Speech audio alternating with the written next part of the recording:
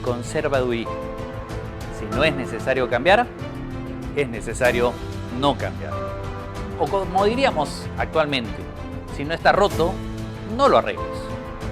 Esta frase refleja un instinto humano muy antiguo que se encuentra en el pensamiento conservador. En palabras de Abraham Lincoln, es la preferencia por lo antiguo y lo probado frente a lo nuevo y no probado.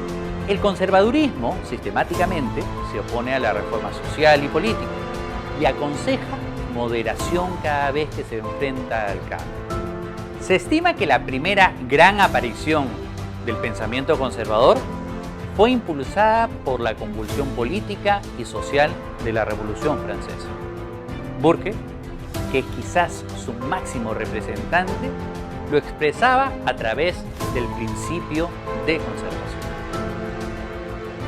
Solo con cautela infinita, un hombre debería aventurarse a derribar un edificio que haya respondido a una medida aceptable durante siglos a los objetivos comunes a la sociedad, o a construirlo de nuevo, careciendo de modelos y pautas de utilidad probada ante sus ojos. El conservadurismo otorga gran valor a la tradición y a la sabiduría extraídas de las prácticas y de las generaciones previas, a las instituciones y leyes consagradas por el tiempo.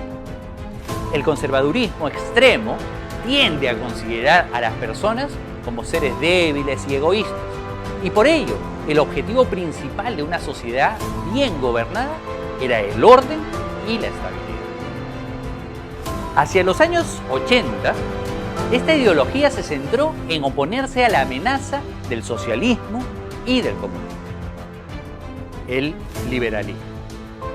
El liberalismo se ha centrado sistemáticamente en una única pero muy compleja idea: la defensa de la libertad en general y de las libertades de los individuos contra los abusos del poder, basada en una concepción de los individuos como actores racionales y autónomos, cada uno de igual valor, por tanto merecedor de igual atención. En La riqueza de las naciones, Smith sostenía que el bien común del Estado se aseguraría mejor permitiendo que los individuos defendiesen sus propios intereses en un mercado libre y de esa manera servirían también los intereses de otros. Tal como fuese advertido por muchos, la libre empresa y el capitalismo completamente desregulados tenían el potencial para generar grandes desigualdades en la distribución de la riqueza. Eso hizo que el pensamiento liberal diera un giro, porque el objetivo principal de proteger los derechos y la autonomía del individuo ya no se lograba limitando la actuación del Estado, sino que necesitaba más bien un contundente intervencionismo para corregir las injusticias causadas por el capitalismo. Ahí apareció una generación de nuevos liberales, llamados liberales sociales o liberalismo social o de bienestar. Ellos proponían corregir las desigualdades, regulando la industria y estableciendo reformas económicas y sociales. El socialismo. Se define al socialismo como un sistema de organización social que pone por encima los intereses colectivos sobre los individuales, y por ello la potestad plena del Estado para estructurar la sociedad y la economía sobre la base de la propiedad colectiva. Lo que propone el socialismo para remediar los males del capitalismo es que el Estado nacionalice los recursos productivos, los haga de propiedad pública y los gestione en nombre de todos los miembros de la sociedad. Con el tiempo, muchos socialistas moderados pasaron a un socialismo por evolución. Esa fue la brecha entre los marxistas ortodoxos, que insistían en una lucha violenta, y los revisionistas o gradualistas, que creían que las ideas socialistas podían conseguirse progresiva y pacíficamente por medios constitucionales y democráticos.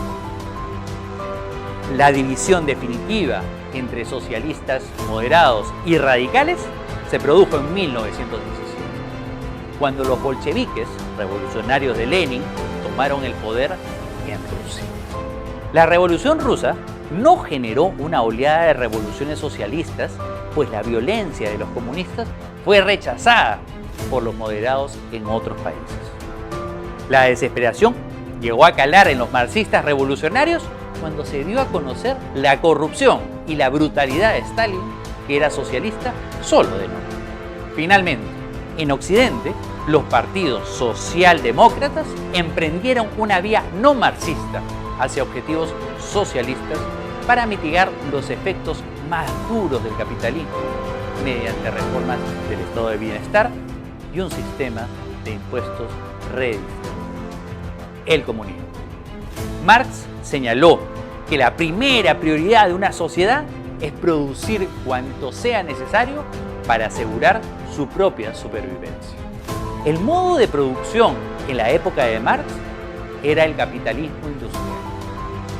Él pensaba que era una fase necesaria del desarrollo económico, que al desplazar el feudalismo había disparado el rendimiento productivo.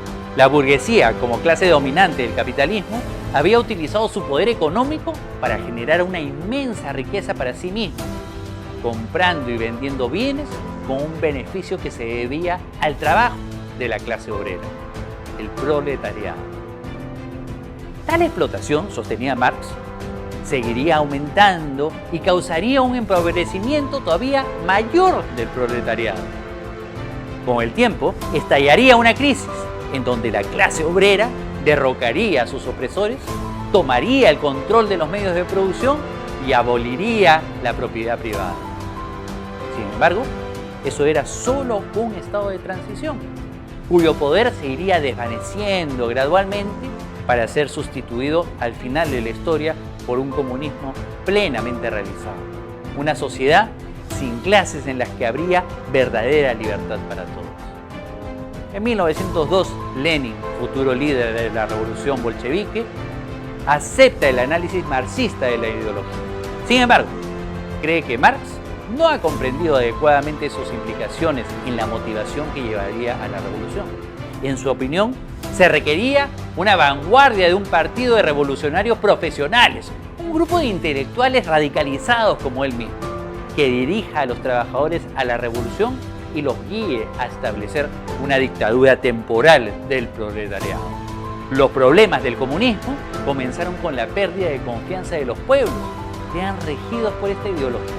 Todos los regímenes comunistas se proclamaban democráticos, pero de manera más o menos implícita en esa declaración subyacía la creencia de que el pueblo no estaba preparado o era incapaz de gobernarse a sí mismo.